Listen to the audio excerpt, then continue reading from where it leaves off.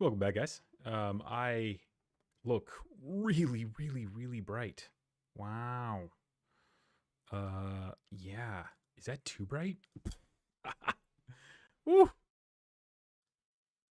We had all those problems with the audio and video at the end of the last stream, and so I wanted to. Woo. Let's take me down a little bit. Let's take that. There we go. Anyways, who knows? Who knows if that's working? Anyway, welcome in, guys. Uh, we are a few minutes late for Joe Biden. I apologize. I've been trying to get this stream working and ready so that we don't have as many kind of glitches. But who knows what's going to happen here on Reflect? You never know. We got people streaming in, kind of trickling in. Thank you guys for always being there for support and for watching the streams. Let's hear what Joe has to say about this economy under COVID, what's going on. I hope you guys can hear me. Let's get plugged in here. Cool. So also, real quick, I did make a Discord, which I linked.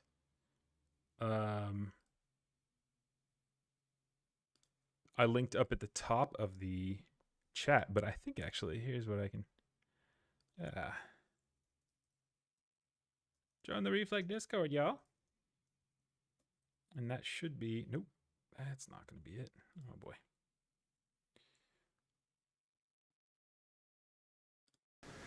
Thank you for taking the time to be here. Good afternoon. I'm accompanied by Jeff Zients, who's heading up our whole COVID team. And today what I'd like to do is to update you on where we are. Tomorrow, we're going to begin the briefings that are going to occur on a regular basis with Mr. Zients and his team. So we're bringing back the pros to talk about COVID in an unvarnished way. Any questions you have, that's how we'll handle them, because we're letting science speak again. And so I'd like to update you on the aggressive steps we're taking to meet our goal of administering 100 million COVID-19 vaccine shots within 100 days, and to ramp up the vaccine supply as fast as we can. This will be one of the most difficult operational challenges we've ever undertaken as a nation. I've said that before, but I must say it again, because we're going to do everything we can to get it done. But a lot of things can go wrong along the way. And so, as I've said in the past, we want to give credit to everyone involved in this vaccine effort, and the prior administration and the science community and the medical sphere for getting the program. I didn't do it, I promise. For getting the program off the ground. And that credit is absolutely due. But it's also no secret that we have recently discovered in the final days of the transition, and it wasn't until the final days we got the kind of cooperation we needed, that once we arrived, the vaccine program is in worse shape than we anticipated or expected. A lot of you follow this, and nobody is, I mean this sincerely, the press is the smartest group of people in town. You hone this stuff down clearly. I think you found the same thing. Even before I took office, I announced a new vaccination strategy, which centers on federal leadership and execution for our whole country. And that's why I directed my COVID team to go to work immediately on how we could step up the vaccination effort and the vaccinations. I'm pleased to announce the first progress in that work today and on day 7 of my presidency. First, after review of the current vaccine supply and manufacturing plans, I can announce that we will increase overall weekly vaccination distributions to states, tribes, and territories from 8.6 million doses to a minimum of 10 million doses. Starting next week, that's an increase of 1.4 million doses per week. And you all know, if I may note parenthetically, you all know that the vaccines are distributed to states based on population. They're based on population. And so the smaller the state, the less vaccine, the bigger the state, the more they get. And so this is going to allow millions of more Americans to get vaccinated sooner than previously anticipated. We got a long way to go, though. The second thing, we're increasing the transparency with states, cities, and tribes and local partners when it comes to the vaccine supply. This is something we've heard over and over again from both Democrats and Republicans, state and local leaders, that they need a plan in order to they need to know what they have to plan on. They need to know what the order is going to be. Jeff had a meeting with the governors on Zoom and others, and I think we're getting this coordinated in a way that there's increased cooperation and confidence. But until now, we've had to guess how much vaccine to expect for the next week, and that's what the governors had to do. How much am I getting next week? This is unacceptable.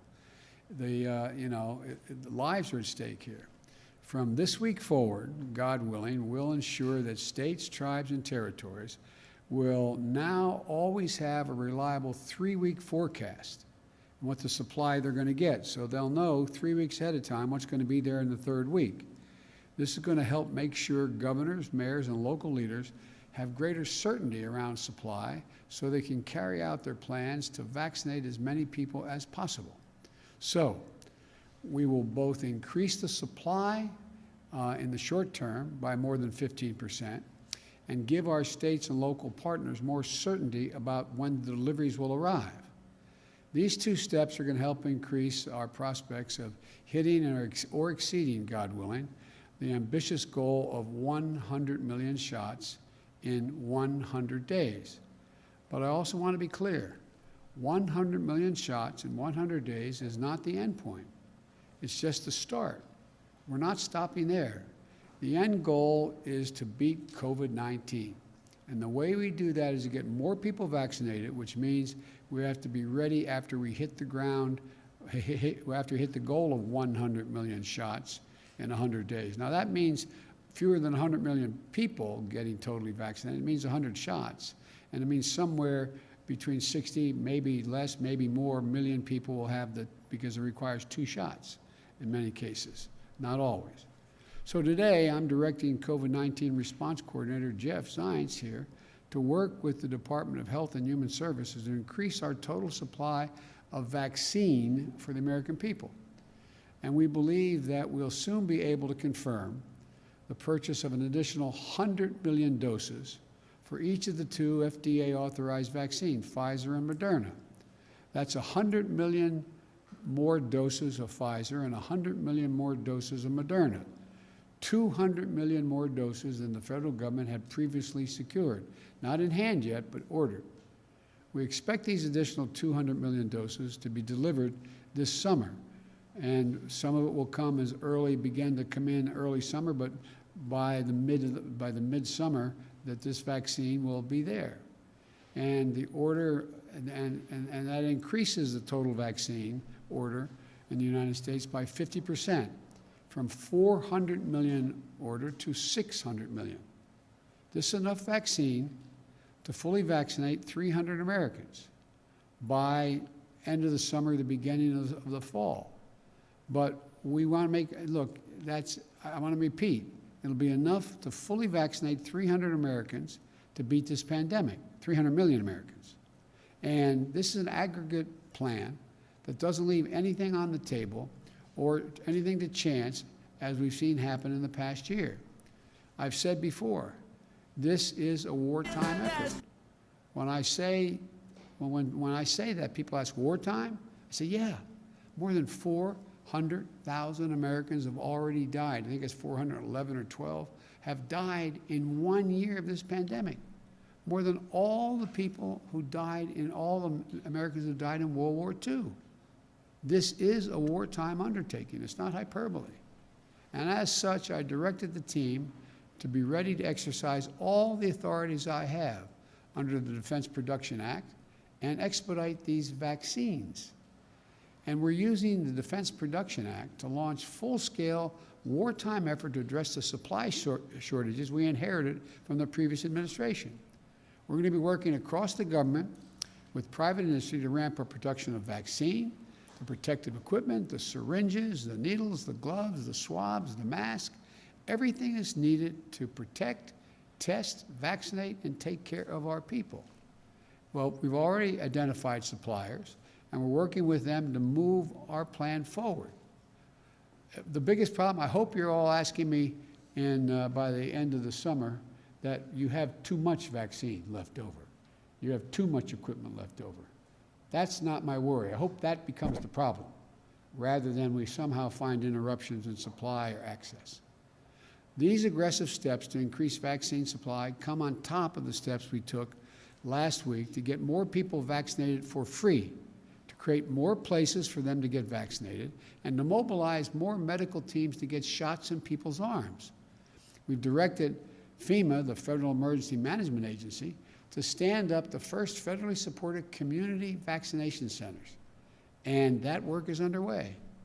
We're working to make vaccines available to thousands of local pharmacies beginning in early February. It's a couple weeks off. And that will enormously expand our reach.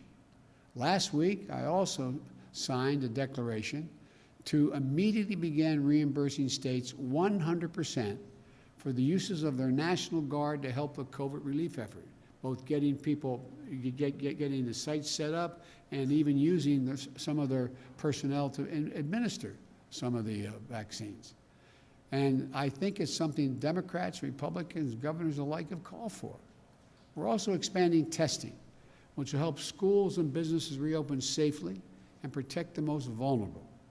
And we formalized the Health Equity Task Force to ensure that equity is at the core of everything we do in urban and rural communities alike, to make sure those people most significantly damaged have access. We have to change, we have to move in a direction for those communities that are hard to get to. But the brutal truth is, it's going to take months before we can get the majority of Americans vaccinated, months. In the next few months, masks, not vaccines, are the best defense against COVID-19.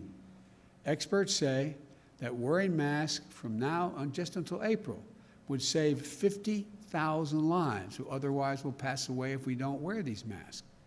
That's why I'm asking the American people to mask up for the first 100 days. I've issued executive orders requiring masks on federal property and interstate travel, trains and planes and buses. One congressman pointed out he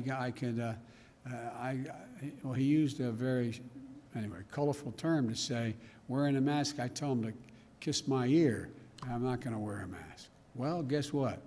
Not very American. The fact is, you want to be patriotic, you're going to protect people. And new COVID-19 variants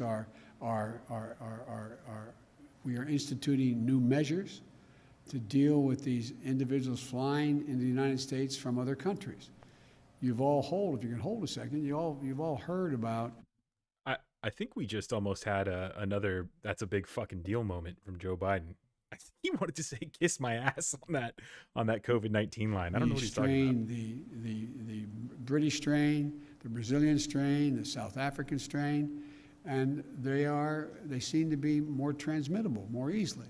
So in addition to wearing masks, everyone flying to the United States from another country, we need to test before they get on the plane and self-quarantine when they arrive in America. I'm going to close with this. We now have a national strategy to beat COVID-19. It's comprehensive. It's based on science, not politics. It's based on truth, not denial. And it is detailed. It's going to require Congress to pass the American Rescue Plan to provide funding to administer the vaccines, to ramp up testing, to help schools and businesses reopen, and deliver immediate economic relief to Americans who are in badly need of it through no fault of their own.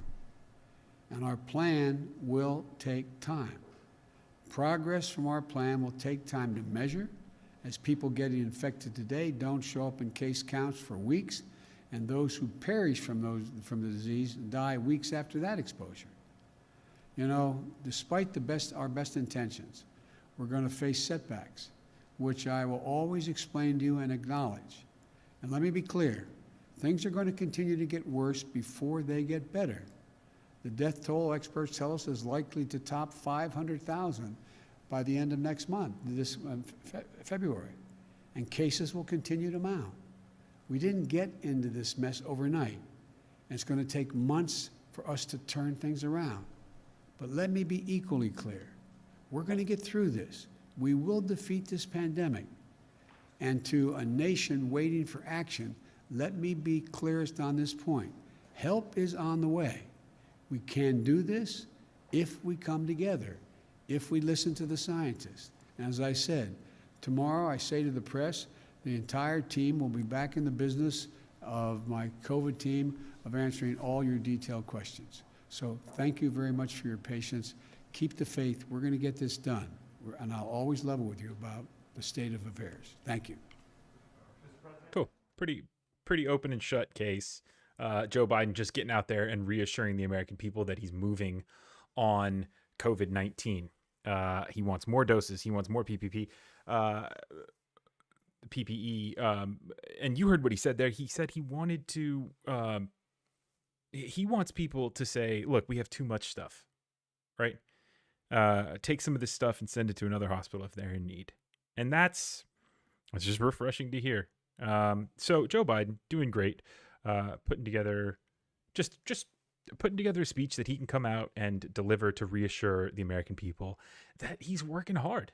And I'm good with that. So the doses is also, that's something that people have been kind of really worried about, how they're going to be dispersed, how they're going to get to, really affected areas and impacted areas, the minority areas and tribal lands. And Joe Biden talked about that. We also heard Phoenix was in here earlier. Phoenix is one of my members and moderators, and she was talking about getting mobile buses out to people to help disperse the vaccine. And Joe Biden, I didn't hear him talk about mobile vaccine centers, but that is one thing that he did talk about last week, beginning of last week, end of the week before that. So we're seeing things start to move, and as long as we have people in power who are responsible adults who because remember, man, like when Trump was in office, he did not care about this. Like he would get his speech, to go out and tell the American people. But other than that, he was making phone calls to, the Georgia Secretary of State and trying to get the election overturned. And the guy just never really cared about doing anything to stop this pandemic. And now we have someone who clearly is dedicated to that cause. So that was it for this live stream. It's almost 5:00 on the East Coast. It's past 5 on the East Coast. It's 2:15 here. I also have a video that's going to be going live right now on good old Josh Hawley. He had an appearance on Sean Hannity that was pretty embarrassing. Pretty embarrassing. So that's going to be it for this stream. Thank you, Tony, Liberal Mind Flayer, ACP. Who are some other members who are in here? Yeah, and then Jesse, longtime commenter. Thank you guys for all coming and helping me get my my Discord set up. I've linked that. I've pinned that at the top. No, I'm on the West Coast, but I've linked that at the top if you want to join that Discord. I don't really know too much about Discord, guys, and what's going on there. But help me. Help me get that thing going. So yeah, and then also Mind Flayer was talking about starting a Twitch. I think I have a Twitch, but I need to be live streaming to Facebook, Twitch, and YouTube all at the same time. So yeah, I'm going to try to do that. So I'll get that set up this evening, and then we'll have a live stream going tomorrow at probably like 9 a.m., anywhere between 9 a.m. and 10 a.m. Today, I think it started at 9:30. Yesterday, I think it was 9. So kind of depending on the time there, but tomorrow morning, 9 a.m. Yeah, I will be live again, barring, the world coming into an end tonight. So, all right, guys, I'm going to get to work on Twitch. Discord, and I'm going to upload this video. So when that video comes out, be sure to check that out. And if you're new to the channel, subscribe so you get notifications as to when my videos come out. And if you want to sign up to become a member, you can click join down below, and that just throws a couple bucks into the Reflect piggy bank so I can keep making videos. But the biggest help is to just subscribe and like the video. That's awesome. You guys are all awesome. So pretty good week so far. We're 2 days in. We're making moves on moving the country in a new direction. We're also making moves to hold people accountable for what just happened, and that includes Donald Trump and impeaching him. So the next few months are going to be, well, the next few weeks are going to be fascinating. So thank you guys for watching. That's going to do it for me today. And I will see you in